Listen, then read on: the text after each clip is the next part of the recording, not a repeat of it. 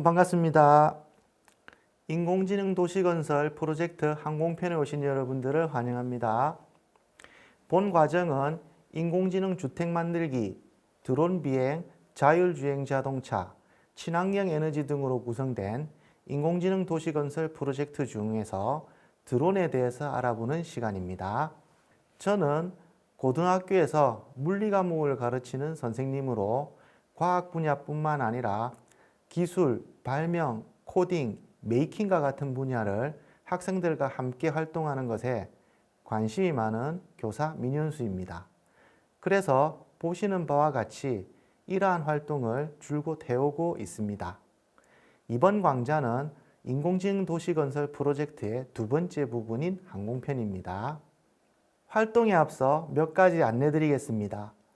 인공지능 도시건설 항공편은 초등학교 5학년 학생부터 고등학교 2학년까지 학생을 대상으로 드론 조종뿐만 아니라 코딩으로 드론을 제어하는 활동을 통해 코딩 및 인공지능의 개념을 학습하기 위해 제작되었습니다.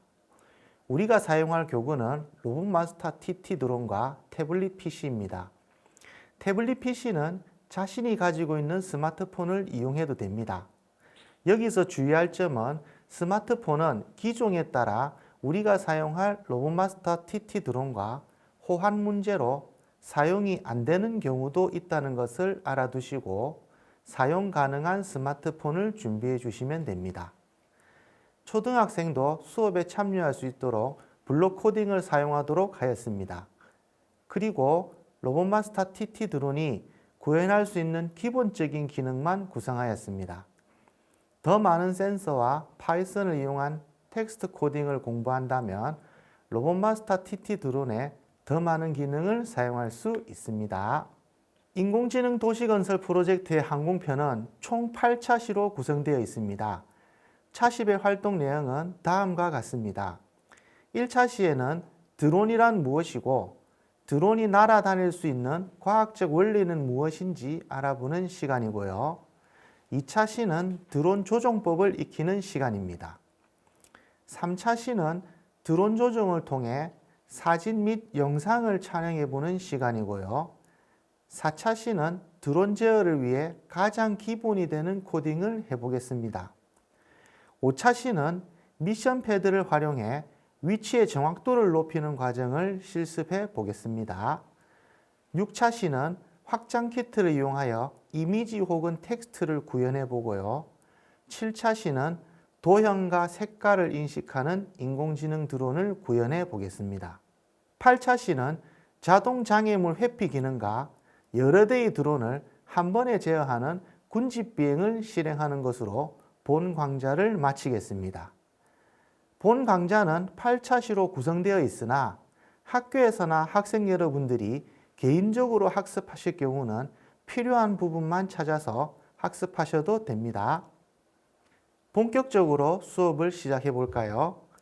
이번 시간에는 드론의 기원, 비행 원리, 안전 수칙 및 조종 자격에 대해서 알아보는 시간입니다. 이론적인 내용이라 약간 따분할 수도 있지만 그래도 드론을 날리기 위해 알아야 할 내용이므로 학습을 하도록 하겠습니다. 자, 그럼 드론은 어떻게 만들어지게 되었는지부터 알아보겠습니다. 1930년대 초 영국에서 비행기를 격추시키는 훈련을 하기 위해 표적으로 사용할 무인 비행기를 만들었는데 그 이름이 퀸비였습니다.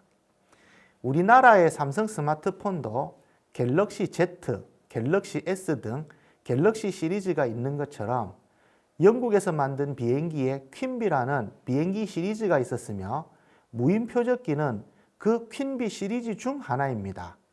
문제는 이 이름이 여왕이 통치하는 영국에서 여왕벌을 표적으로 사용한다는 표현이 되어버린 것입니다.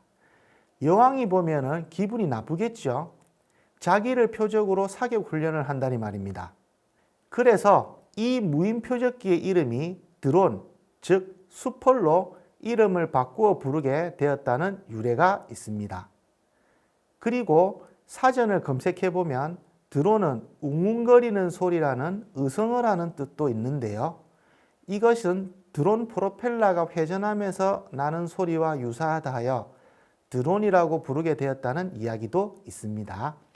사전적으로 드론은 조종사가 탑승하지 않고 비행과 조종이 가능한 무인기 이 정도로 정의됩니다. 핵심은 조종사가 기체에 탑승하지 않았다가 중요합니다. 승객은 조종사가 아니므로 드론에 탑승해도 드론으로 정의할 수 있습니다. 일명 택시 드론이겠죠. 그리고 법률적으로는 우리나라 항공안전법 시행령에 드론을 무인 비행 장치 중에서 무인 멀티콥터로 정의하고 있습니다. 이번에는 드론의 종류에 대해서 알아보겠습니다. 드론의 종류는 먼저 날개가 움직이는지 여부에 따라 달라지는데요. 먼저 고정익입니다. 일반적으로 우리가 알고 있는 비행기처럼 날개가 움직이지 않는 종류입니다. 그리고 회전익은 말 그대로 날개가 회전하는 종류입니다. 대표적으로 헬리콥터가 해당됩니다. 그리고 틸트 로터라고 하는 종류인데요.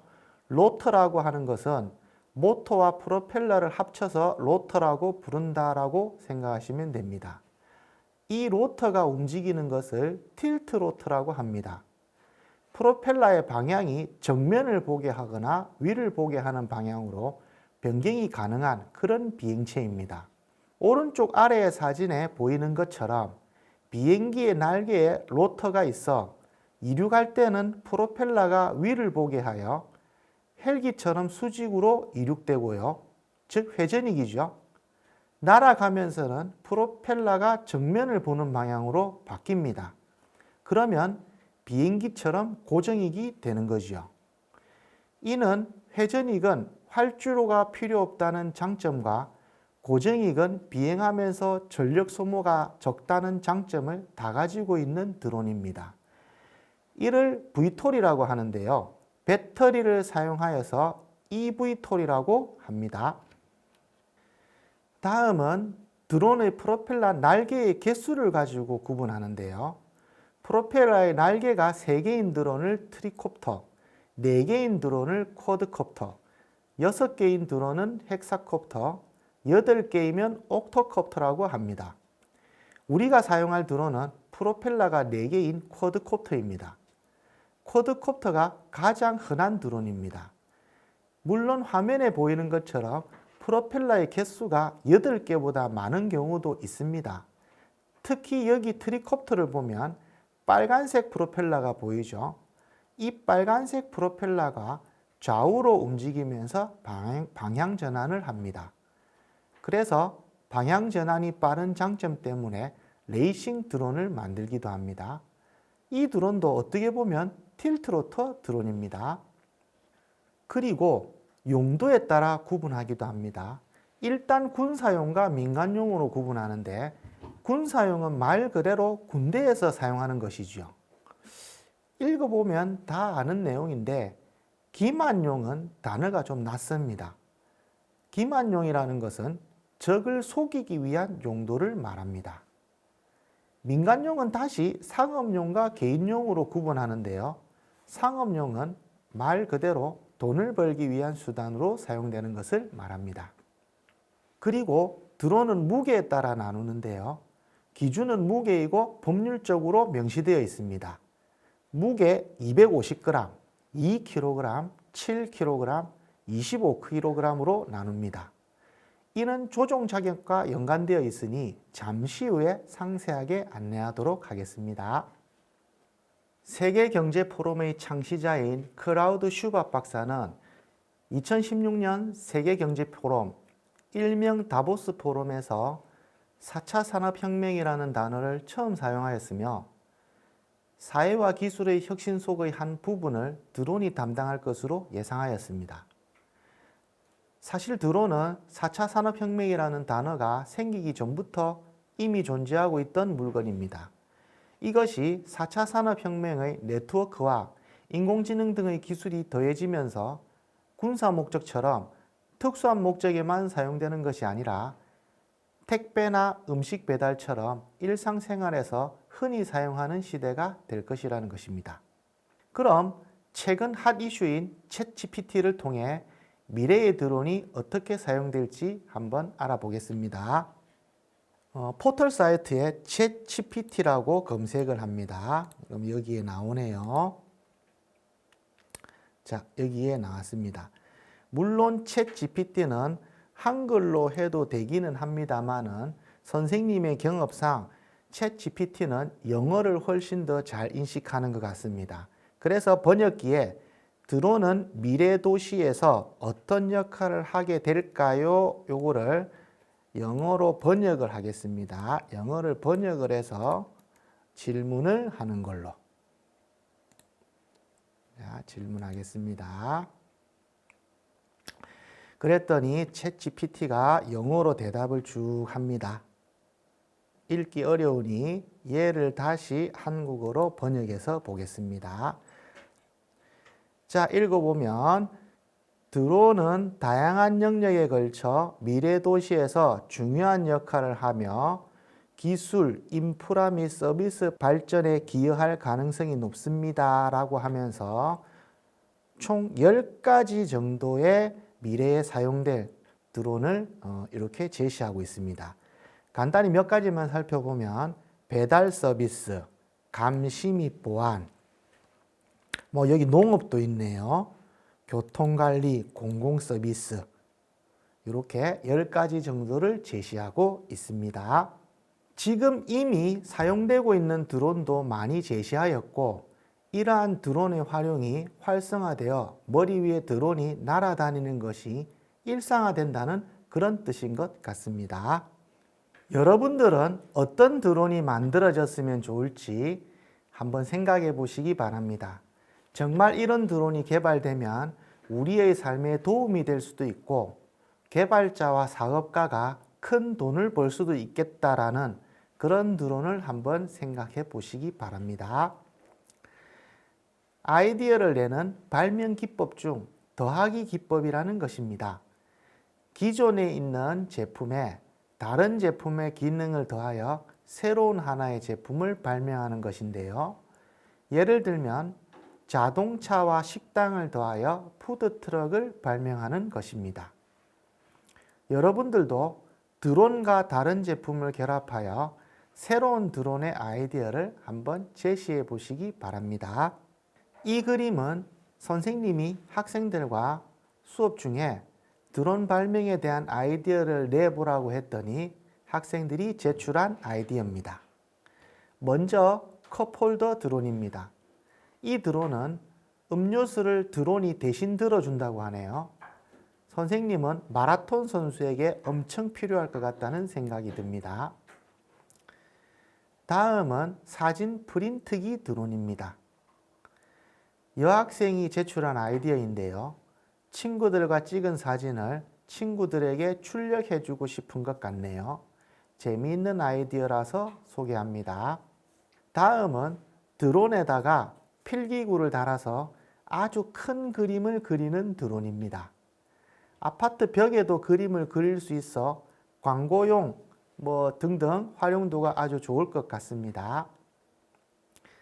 다음은 드론에 광고판을 장착한 광고 드론입니다. 광고판은 사람들의 시선을 끌어야 하는데 프로펠러 소리 때문에 최소 한 번은 보겠네요. 광고 효과가 좋을 것 같습니다. 다음은 드론에 톱을 장착하여 키가 큰 나무에 가지를 친다거나 하는 절단용 드론입니다. 역시 사람이 갈 수 없는 곳에서 임무를 수행하니 편리함을 주는 드론이겠네요. 다음은 우산을 들어주는 드론입니다. 역시 초등학생들은 드론에게 심부름을 시키고 하는 경향이 크네요. 우산을 드론이 들어주면 손이 자유로우니 아주 편리한 드론이 될 것 같습니다. 다음은 배드민턴 치는 드론입니다. 배드민턴 셔틀콕이 가벼워서 드론 프로펠러 바람에 셔틀콕이 견딜 수 있을지 약간 의문이 들지만은 드론 축구도 있는데 배드민턴도 한번 개발해 볼 가치는 있는 것 같습니다. 일단 드론 조정을 아주 잘해야 될 것 같습니다. 마지막으로 낙엽 치우는 드론입니다.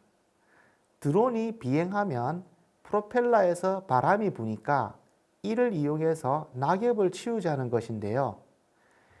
이런 것은 아이디어의 융통성이라고 합니다. 드론으로 할 수 있는 새로운 기능을 제시한 경우네요. 여러분들은 어떤 드론에 대한 아이디어를 제시하셨나요? 드론이 중력을 이기고 하늘을 나는 원리는 과학적으로 몇 가지 원리가 적용됩니다. 그 중에서 여러분들이 학교에서 배운 과학 내용으로 설명 가능한 것이 작용-반작용 원리입니다. 작용-반작용 원리의 가장 대표적인 예는 자석입니다. 그림과 같이 왼쪽의 S극은 오른쪽의 N극을 당깁니다. 그리고 오른쪽의 N극도 왼쪽의 S극을 당깁니다. 이렇듯 힘은 일방적으로 작용하지 않고 서로 작용합니다. 그래서 어떤 물리 교과서에서는 힘을 상호작용이라고 정의하기도 합니다. 이렇게 힘은 서로에게 작용하는데 이때 하나의 힘을 작용이라고 하면 나머지 하나는 반작용이라고 합니다. 이 원리를 드론에 적용시켜 설명하겠습니다. 드론은 프로펠러가 돌아가면서 하늘을 나는 것쯤은 여러분들도 알고 있죠. 드론의 프로펠러는 선풍기처럼 휘어져 있습니다. 그러다 보니 프로펠러가 회전하면서 선풍기처럼 바람을 아래로 내보냅니다. 즉, 프로펠러가 공기를 아래로 밀면 반작용으로 공기가 프로펠러를 밀어 올립니다. 드론의 프로펠러는 드론에 붙어 있으므로 프로펠러만 상승하는 것이 아니고 드론 전체가 상승하는 것이죠. 문제는 드론의 프로펠러가 하나만 있는 것이 아닙니다. 프로펠러 개수는 3개짜리부터 여러 개를 장착하는데요. 아주 크거나 특수한 용도가 아닌 이상 프로펠러 4개가 가장 일반적입니다. 그리고 드론도 앞뒤가 있습니다. 여기 보이는 매빅 드론이나 우리가 사용할 텔로 드론의 경우는 카메라가 이렇게 있습니다. 이런 드론은 카메라가 보는 방향이 앞쪽이 됩니다. 그런데 여기 보이는 드론은 카메라가 없습니다. 카메라가 없다면 이렇게 전원을 켜보면 앞쪽과 뒤쪽의 색깔이 다릅니다. 앞쪽은 초록색, 뒤쪽은 빨강색 LED 전구를 켜서 시각적으로 구분합니다. 물론 카메라가 장착된 드론도 LED를 달아서 표시를 해주기도 하고요. LED 색깔은 제조회사마다 차이가 있으니 앞쪽은 반드시 빨간색이라고 말할 수는 없습니다. 다시 보겠습니다. 드론에는 프로펠러가 하나만 있는 것이 아니라고 했습니다. 그래서 드론의 앞쪽에서 오른쪽에 있는 프로펠러를 A라고 하고 반시계 방향으로 순서를 정해 B, C, D라고 하겠습니다. 왜 이렇게 드론의 프로펠러의 순서까지 정해서 설명하느냐 하면 드론 프로펠러 회전 방향이 모두 동일하지 않기 때문입니다. 먼저 프로펠러 A와 C의 회전 방향을 보겠습니다. 프로펠러 A와 C의 모양을 보면 화면의 검은색 화살표 방향인 반시계 방향으로 회전해야 프로펠러가 공기를 아래로 밀어냅니다. 그러기 위해서는 드론이 프로펠러 A와 C를 반시계 방향으로 회전시킵니다. 그러면 반작용으로 프로펠러는 드론을 빨간색 방향인 시계 방향으로 이렇게 회전을 시키게 됩니다. 다음은 프로펠러 B와 D의 회전 방향을 보겠습니다. 프로펠러 B와 D의 모양을 보면 화면의 검은색 화살표 방향인 시계 방향으로 회전을 해야 프로펠러가 공기를 아래로 밉니다. 그러기 위해서는 드론이 프로펠러 B와 D를 시계 방향으로 회전을 시킵니다. 그러면 반작용으로 프로펠러가 드론을 파란색 방향인 반시계 방향으로 이렇게 회전을 시키게 됩니다.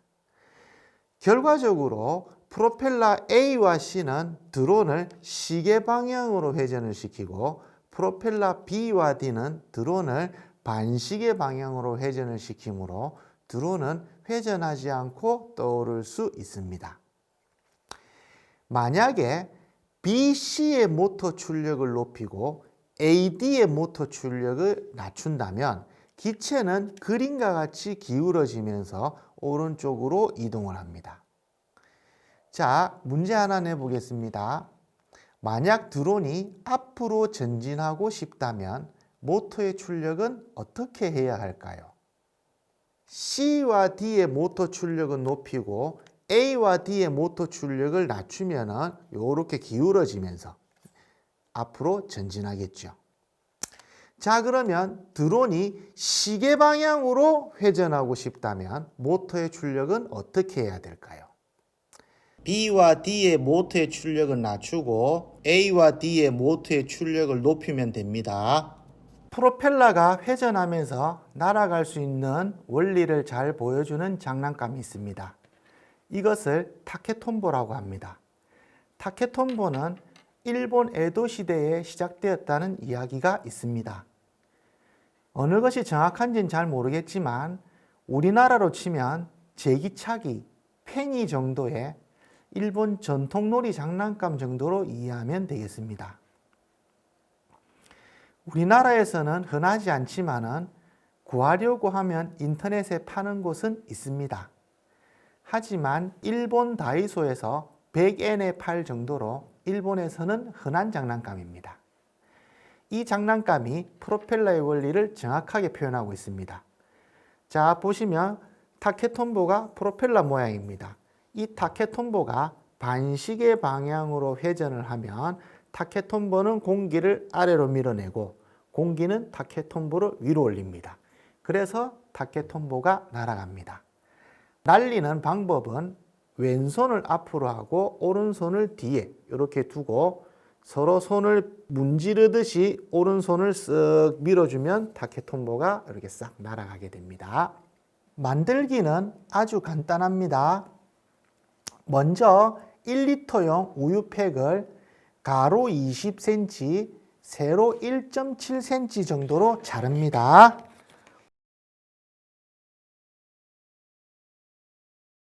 워크북에는 주름 빨대의 주름 밑부분을 자르라고 되어 있지만은 선생님이 가지고 온 빨대는 주름이 없으므로 다음 단계로 넘어가겠습니다.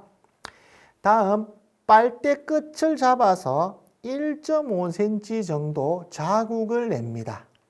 그리고 그 자국 낸 자리를 이렇게 자르겠습니다.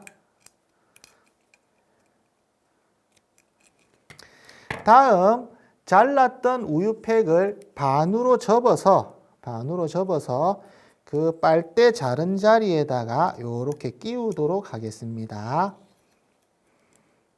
자, 그 다음 테이프를 이용하여 고정하도록 하겠습니다.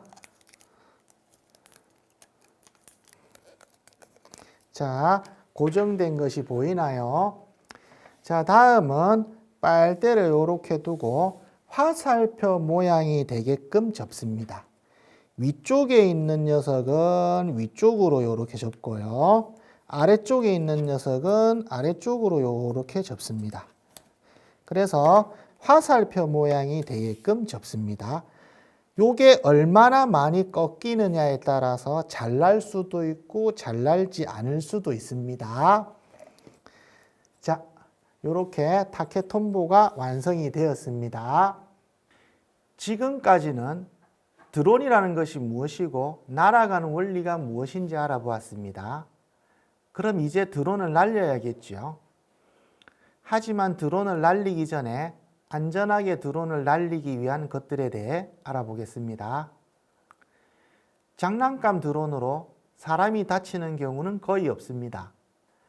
간혹 드론 프로펠러가 옆 친구의 눈을 찌르는 경우가 발생할 수도 있겠지만 장난감 드론의 속도는 눈에 보이는 드론을 피할 수 있을 정도의 속도라서 아직 선생님이 수업하면서 장난감 드론으로 학생이 다친 경우는 한 번도 없었습니다.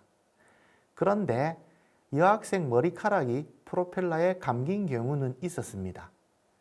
장난감 드론으로 조종 연습을 하더라도 좁은 공간에서 여러 대의 드론을 날리는 것은 추천하지 않습니다. 순서대로 돌아가면서 조종 연습을 하는 것을 추천드립니다.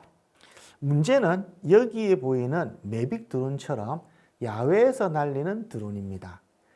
야외에서 날리는 드론은 야외에서 부는 바람을 이기고 날아야 하기 때문에 모터의 출력이 강해야 합니다. 그러다 보니 배터리도 커지고 드론 모터 및 프레임도 장난감 드론보다 무겁습니다.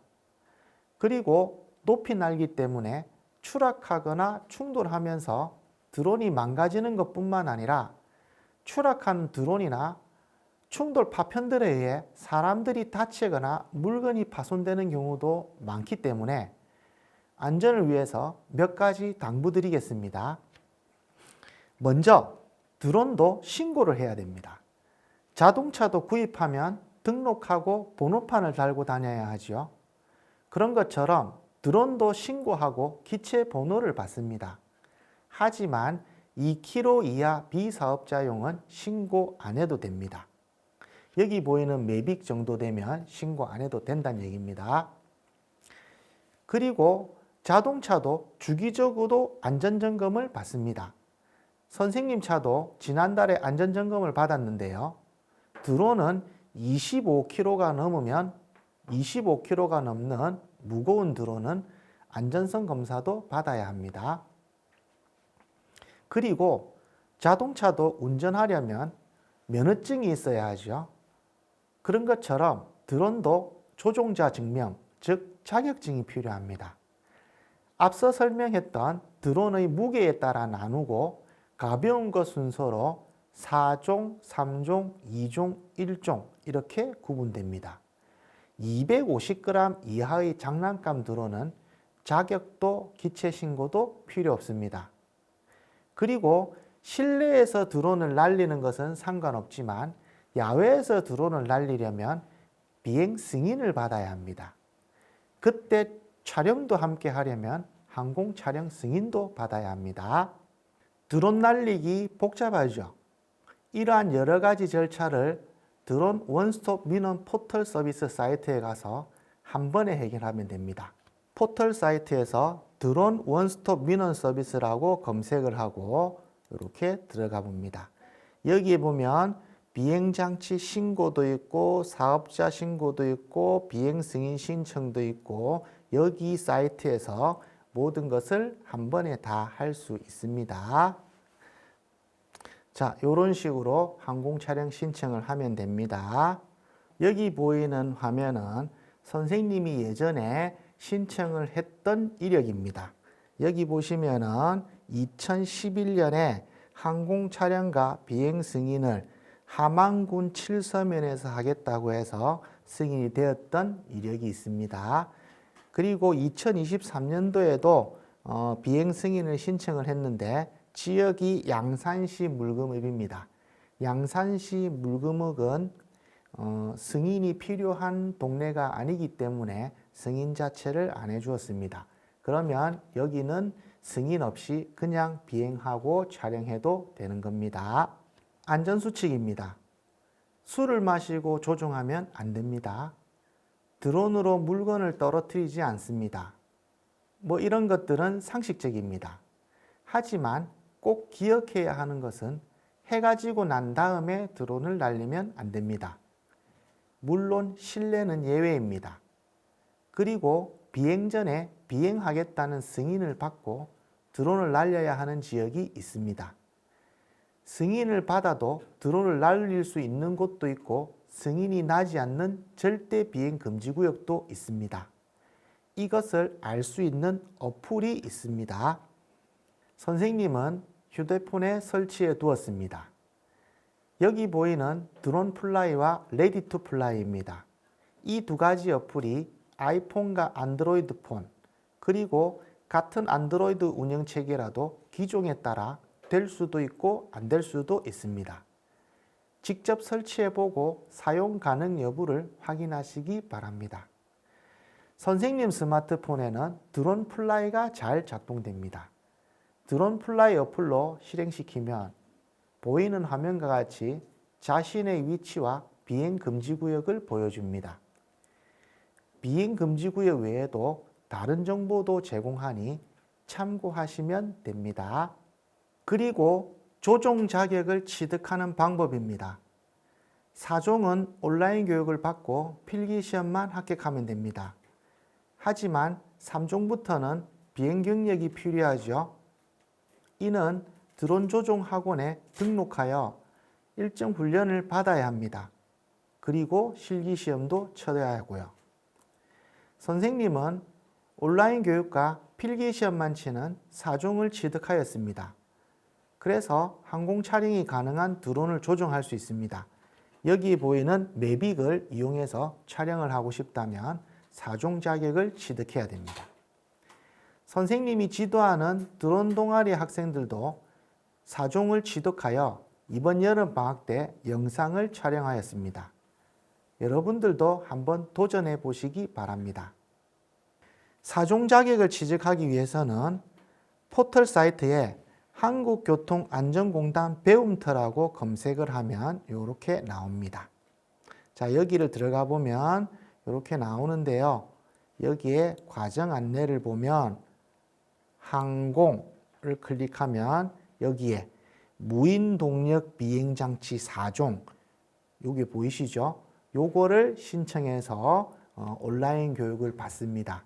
그 교육을 받고 난 다음에 시험을 쳐서 합격을 하면 4종 자격을 취득하게 되고 2km 이하의 촬영이 가능한 드론을 여러분들이 조종할 수 있는 자격을 취득하게 됩니다. 이번 시간에는 인공지능 도시건설 프로젝트 항공편의 드론의 종류, 비행 원리, 비행 수칙 및 조종 자격에 대하여 알아보았습니다. 다음 시간에는 드론 조종법에 대하여 알아보겠습니다. 수고하셨습니다.